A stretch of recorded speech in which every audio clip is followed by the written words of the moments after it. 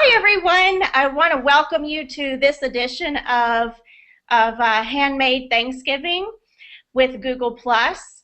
We are so excited to be here tonight, coming to you from our homes to yours to share some ideas for using natural elements to incorporate into your Thanksgiving decor. My name is Sharon, and I blog at mrsheinsclass.com. I will be one of your hosts along with Ann Drake from onsuttonplace.com. Hi, Ann. And the lovely Jane from cottageatthecrossroads.com will be our other host tonight. You're going to love what these ladies have to share. And so why don't we just go ahead and get started. Ann's going to kick us off by talking more about what are natural elements and share some beautiful inspiration photos for some ideas. Ann, go ahead and take it away. Okay. Hello. I'm Ann from onsuttonplace.com, and I'm going to switch right over to my photos here so I can get started and explain a little bit of what exactly natural elements are. Greens, anything fresh, anything real. So starting out, bushes, plants, anything that you can bring in from the outdoors. Preserved and fresh flowers. Dried flowers are actually wonderful. Those hydrangeas in that picture right there are dry. Flowers in the little picture are real. Any kind of vines or berries. Any kind of plant like such as Indian corn, cotton balls, anything that grows in a field. Pine cones. Most of the time you can get them for free. They just have incredible texture. Moving on to vase fillers. One of the great things to use for vase fillers are beans and peas that are right in your grocery store aisle. Indian corn. Our friend Pottery Barn has endless inspiration when it comes to vase fillers, and it's really fun. Here's actually preserved boxwood, which is a great way to go if you want to make the investment and have something that you can keep. It's actually, I think it looks real, preserved boxwood does. Mixed here with some limes, it's very interesting. Moving on, I'm going to just briefly talk about why natural elements in your home are important. I think the first thing is that they add life. Here is an example of a huge television that could come off being very cold and very invasive, but it's been softened by urns and real plants, which I think make it not quite so bad. Finally is mixing natural elements with faux elements, which I think is really easy to do when you talk about any kind of door arrangement. Start out with the fake stuff, add the real stuff, and it's a win-win combination. I just want to briefly, really quick, show you up close and personal that little cotton ball wreath. It's all artificial, except for, of course, the cotton balls. Started out with grapevine, added greenery, added sunflowers, lots of sticks, little homespun garland, but the cotton balls, I think, are what makes it actually really, really special. I'm going to talk a little bit more about incorporating food as your natural element in your decor. When I decorate, my goal is always keep it simple and keep it as inexpensive as possible. Free is always great. So in doing that, I always shop the house first. I want to show you a centerpiece that the idea, the inspiration came from P. Allen Smith. It involves hurricane glasses, natural elements, and the idea is to keep it simple and free, right up my alley. I'm going to show y'all in 5 minutes maybe, and for free, how you can create a simple, stunning centerpiece for your Thanksgiving table. So I'm going to change your view just a little bit, and I'm going to walk back here. It starts out with a simple tray, and you can use anything out of your kitchen. This is actually a jelly pan. So after you have your tray, the next thing you'll need are 3 candles, and you scoot one sort of up to the front so that it's the center. Now I have 3, but I broke one of my hurricane glass lamps. I went out and got these the year that I found that inspiration in the magazine and had them all these years until last week when I was moving pictures around and bumped one and knocked it onto the tile and it went shattering into smithereens. So instead of buying another one, I decided to shop my little seasonal prop closet and remembered about this little give thanks angel that I got at Kirkland's a couple years ago. You'll see how it's all going to work together as I start putting it together. Now, the first thing I'm going to do is kind of cover this base with, this is red tip photinia, and I love the color. These leaves have a little bit of a sheen. If you are going to use natural clippings, you can either get some floral foam. I'm not doing it here for demonstration purposes. I wanted to move a little bit quicker, but get some floral foam, wet floral foam, and you can insert your greenery into there. And if you do that method, by the way, go ahead and line your pan so that as you're watering, you won't ruin your pan. You can use a tray, a basket, whatever you want, but you'll want to protect it. Now, the other option you have is just to replace this as it dries out. To help keep these branches and clippings fresh longer, you can soak the stems in water before you use them. You'll need to cut off, like you do if you're going to put something in a vase, cut off that end. And I think you can even splice it a little bit, and then you'll have, soak it in water for a while. It'll absorb all that water. Okay, so I've got some greenery.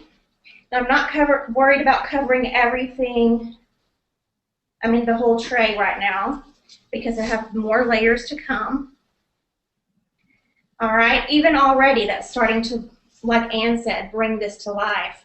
Now, I'm going to start with our bigger pieces, and these pumpkins, I bought them at the beginning of fall to decorate the porch, so I stole these off the porch. Now my porch is naked. I like this laying kind of on its side. And another one over here. I like that this tray has an edge on it so that I can kind of tilt these things a little bit. And I'm going to add a little bit of white here. Lovely. Okay, now I'm going to come in with my basket of apples out of the fridge. I did not tell my family that these were going to be props, so we are down to 4, but I tried it and it worked. I'm just going to tuck these in where I see some empty spots. And I love the little splash of red that this brings in. Try to layer that. Love. Put one over here on the side. Gorgeous. Okay, now I'm going to use some of the lower limb branches that I cut off of my oak tree. I went outside today to clip these. I was so excited because this tree was a baby when we moved in 5 years ago, and now it's actually starting to look full and grown and produce acorns. So now I'm my very own acorn stash. I'm using these to kind of add some height as well. And I love that these leaves add a whole different texture than the photinia tips do. And I'm just crisscrossing and playing with this. There is no rhyme or reason to my method. I'm just playing a florist on TV. So if I can do this, so can you. It's looking great, Sharon. Thank you. Mm-hmm. Let's slide this in here. I like having some of it extend out, and I like that depth that it creates. And I am going to lay this large one in the back here and let it curve around. What I love is that these branches have natural curves. So I'm working with that to create movement. I'll do that and that. Now my favorite part of this display, oh my gosh, I think it's looking lovely. I told you I have acorns now. The squirrels, I'll show you. The squirrels left me nothing but the tops. But I took them up off the ground anyway. And I'm a detail person, so this kind of stuff really floats my boat. Dropping these few little tops in, just to me, adds so much depth, another level of depth and dimension. So anyway, it maybe took me 5 minutes to do this, and now you have an organic, natural, to me, simple and elegant centerpiece for your Thanksgiving table. Now, our co-host, Jane, has this nature-inspired a combination of leaf and burlap when she's going to create beautiful napkin rings with it and show you how to do it. And I earlier today was thinking, oh, those napkin rings with this centerpiece, your guests will think you're Martha Stewart. So take it away, Jane. Okay, Sharon, thanks. I think your arrangement that you just did is a great example of the bounty of the season. Just like you said, I love that word bounty, and to me that's what Thanksgiving is all about, is celebrating the bounty of earth. And I was going to share with you some things that I did when I was planning my Thanksgiving table.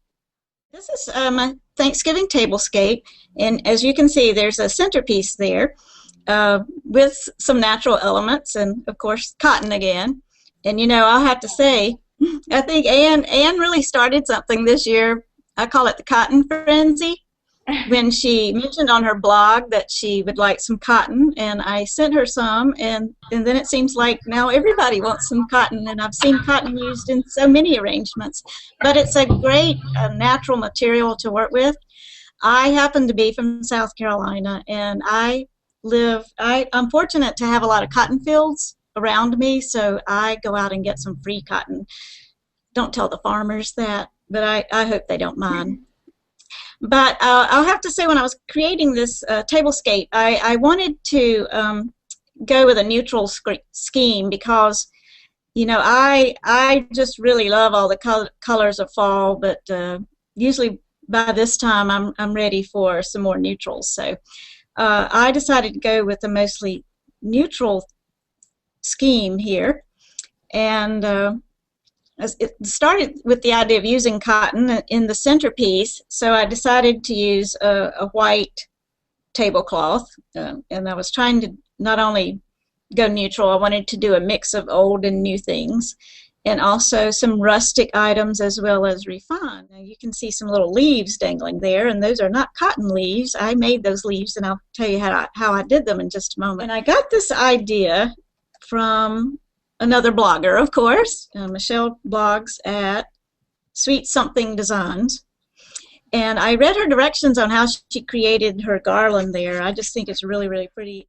To make these plaster leaves, you need, of course, some plaster of Paris. You can pick it up at Lowe's. I happen to have a box of it left over from when I made some homemade chalk paint. You don't need very much. You need to just put about 1/4 of a cup in the bottom of a disposable container. Now, this is an old Tupperware container that was all stained up, so I didn't care if I was going to mess it up. I was going to throw it out. And you need maybe 1/4 of a cup, and then you add a little bit of water, and you keep mixing real well. And if you get it too thin, you can add some more plaster, and you just get it to where it's a nice consistency where you can brush it on the leaves. And I just used an old brush. It has to be a brush you don't mind throwing away, or a little chip brush, a little inexpensive one. And I just brush the plaster onto the leaves, and you do have to work fairly quickly because the plaster will begin to set up in about 5 or so minutes. So you have to have all your materials out ready to go and brush fairly quickly. Now, I only brushed on the front of the leaves, but Michelle did the front and the back. But since I was going to use them mainly as napkin rings, I just did the fronts. And when you finish brushing the plaster onto the leaves, just spread out some wax paper because you can put them down on the wax paper and let them dry, and they're very easy to lift off when they're dry. The plaster does not stick to the waxed paper. When you first brush them with the plaster, you can see there's some of the color still showing through the leaves, but when it dries, they're the white leaves. You can see right here. And since the china that I was using on the table is rimmed with gold, I decided to glam up the leaves a little bit, so I got out some gold leaf rub and buff. Oh, there we go. See, rub and buff. And just used a little paintbrush and dipped it in like this and painted some details onto the leaves. And so they turned out like this, which I think just added a little extra something to it with the gold. I guess to wrap it up, I'd just like to say that we have just really enjoyed being with you guys today, and we hope that we've given you a few more ideas for using some natural materials in your decorating for Thanksgiving. I'd just like to say to close that, anyone watching, and of course the three of us, are just so thankful that we do have homes to decorate and homes to gather our family in for the season. Just so grateful for all of that, and just want to say again that using items from nature is just a way of showing the bounty of the earth and how beautiful everything in nature is. And to me, that's what Thanksgiving is all about. Happy Thanksgiving. Happy Thanksgiving.